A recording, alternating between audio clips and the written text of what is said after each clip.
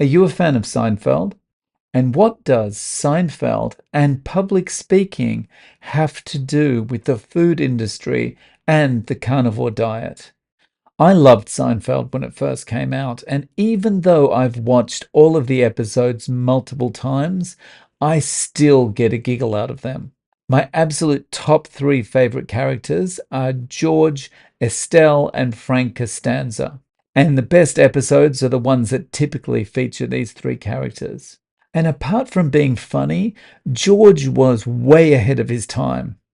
He accurately predicted what most of us find out way too late or not at all. Every instinct I have in every aspect of life, be it something to wear, something to eat, it's often wrong. If you just do the opposite of what seems natural, it works. If every instinct you have is wrong, then the opposite would have to be right.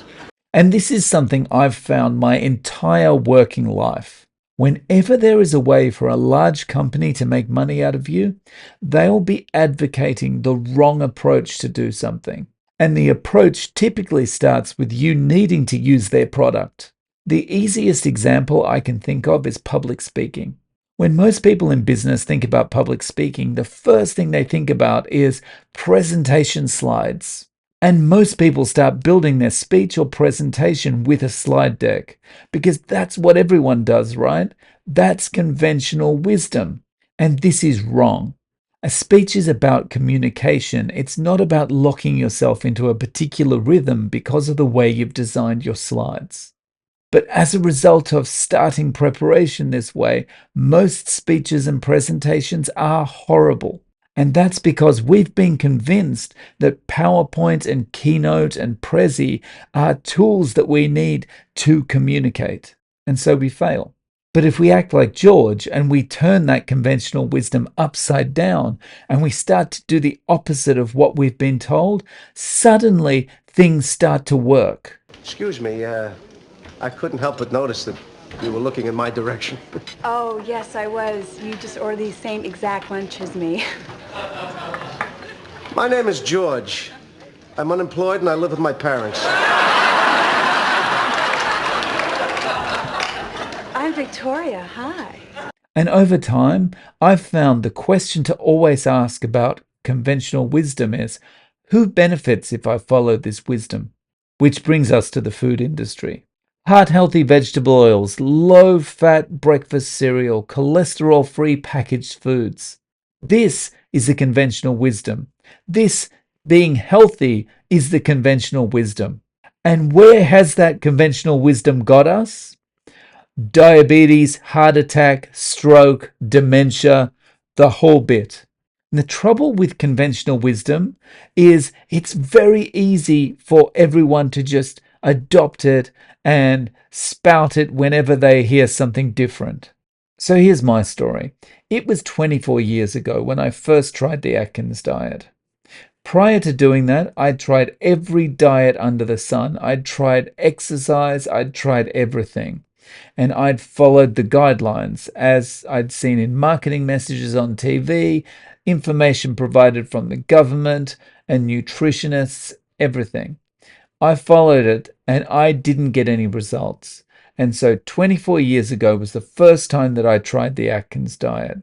I bought the Atkins New Diet Revolution. I read through it and I thought, this sounds ridiculous. This is completely 180 degrees opposite to what I've tried before. But everything I've tried before hasn't worked. So I'm going to give it a go. And I started that day doing Atkins. And I stayed on the first level of Atkins for about 3 months.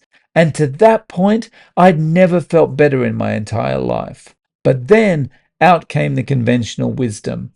On the TV every day there were news reports about how the Atkins diet was going to be the end of us all and we were just ticking time bombs. We were heart attacks waiting to happen.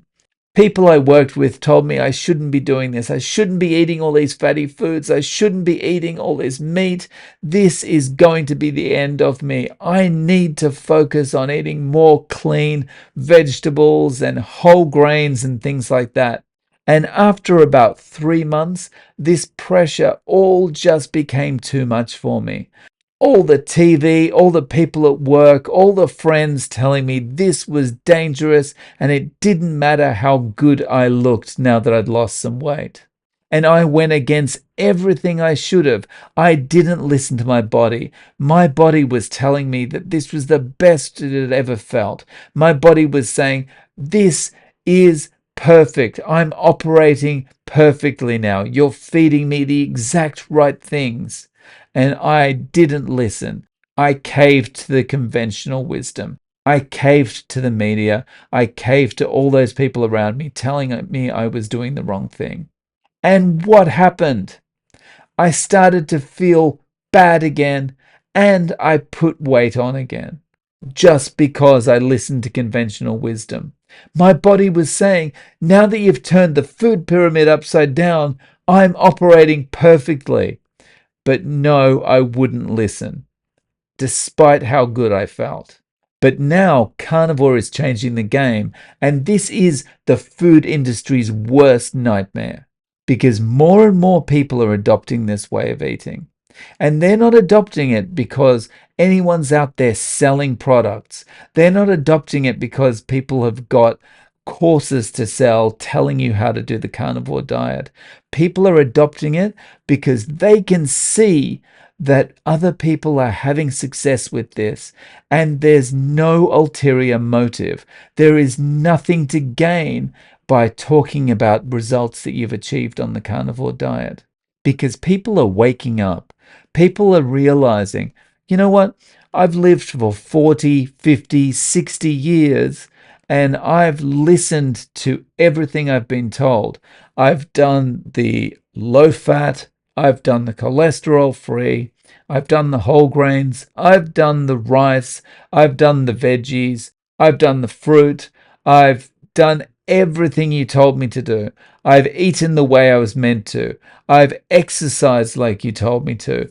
And it got me nowhere. And people are looking for an alternative. And there's an alternative out there. And it's carnivore. And there are so many people willing to share their experience that it's undeniable how much better this is and how much more effective this is for getting you healthy, for reversing your type 2 diabetes, for losing weight, for clearing up the brain fog, for reducing all that inflammation.